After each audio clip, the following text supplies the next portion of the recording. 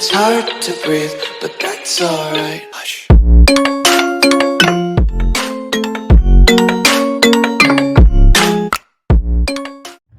Alright, what's up mga kakabsat?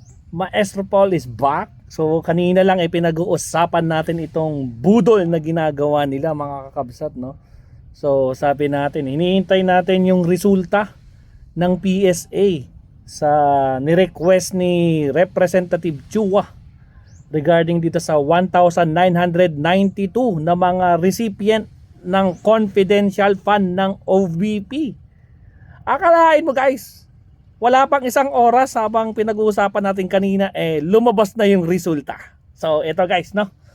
Ito guys, kita nyo? Ayan, no, from PSA summary. Ayan, may summary pa, oh. So sabi dito mga kabsat, no? Honorable Joel Chua, Chairperson Committee on the Good Governance, Government and Public Accountability, House of Representatives. Subject: request for the verification of the civil registry document of a certain individuals. Dear Chairperson Chua, this refers to the request for verification of the civil registry documents, birth, marriage, and death of the 1,992 individuals relative to the investigations being conducted by your committee. Attached wherein is an omnibus certification with the result of verification on the documents of the listed individual from the Philippine Statistic Authority Civil Registry System database on the basis of the informations provided for your reference. Yours truly, ayun, Claire Dennis S. Mapa. Naku pa mga kakabsat, ano ang resulta? Ito mga kabsat, oh. Yan ang resulta. Basahin ko dito. Negative record ng pinanganak, negative. Out of 1,992,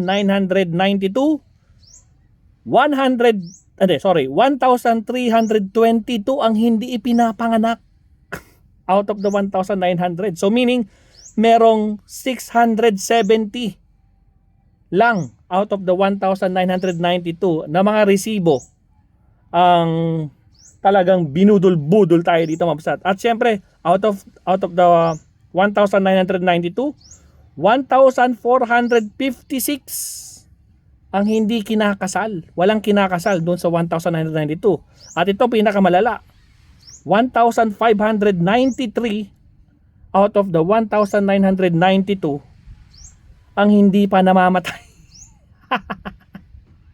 Walang ganung klaseng pangalan na namamatay. So meaning talagang budol mga kakabsat.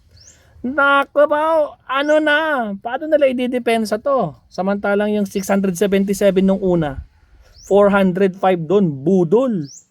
Anak naman ng kamote. Paano nyo ipagtatanggol to? Ano na, mga DDS? Ang saklap, no? Ano, taxpayer ka ba? Nako po, mag-isip-isip ka na dahil isa ka doon sa mga binudol. Napunta lang sa 1,322. Nako po, ano na, ilang milyon kaya ang napunta sa kanila? Anak naman ng kamote, mga kakabsat. Pero anyway, Nako, kung ako sa inyo, mag-isip-isip na kayo ngayon pa lang, ano? Kung sosuportahan nyo mga ganitong klaseng tao, di ba? Akalain nyo, pera ng bayan, napunta sa, wala namang pinanganak na ganun. Bakit meron doon sa resibo? Utragis. Oh, kawawang mga Pilipino. Anyway, so, kung ako sa inyo mga kabsat ako, naku po, gising-gising na kayo sa totoo lang, no?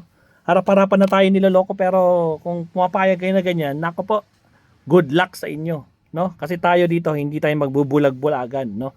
Kitang-kita na, niloloko tayo ng harap-harapan, pero kayo, bulag pa din kayo, kasi nga isa kayong panatikong DDS, no? Yan ang problema sa inyo, di ba?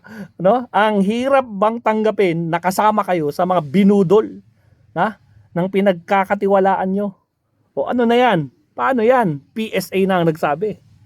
Nako po, isip-isip kayo. Kaya nako po, itong susunod na eleksyon, no? Itong midterm election, pag-isipan nyo. mabuti kung sino ang iboboto nyo, no? Nako po, ang dami na. Hanggang ngayon, hindi pa rin nila kayang i-explain. Wala eh. Lahat sila may kaso na. Lahat sila nagtatago na. Wala na. Ganun talaga mga kabsat, no? So, yon mga kabsat. So, kayo nang bahala kung susuportahan nyo pa rin sila. Pero kung ako sa inyo, gamitin nyo yung utak nyo, no? Harap-harapan na kayong niloloko, di ba? Not unless okay lang sa inyo, di ba? Kasi hindi kayo nagbabayad ng tax, di ba? Alright, so yun lang mga kabsat. Napakasimple ng ating vlog for today. Nandito tayo sa Magalawa Starfish Island.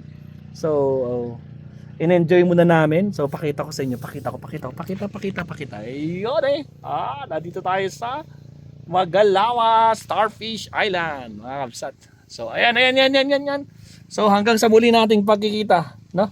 Mag-usap na lang tayo pag nakauwi na si Maestro. Maraming salamat, kabsat. Maestro Paul is signing off. Bye-bye. Thank you. It's hard to breathe, but that's alright.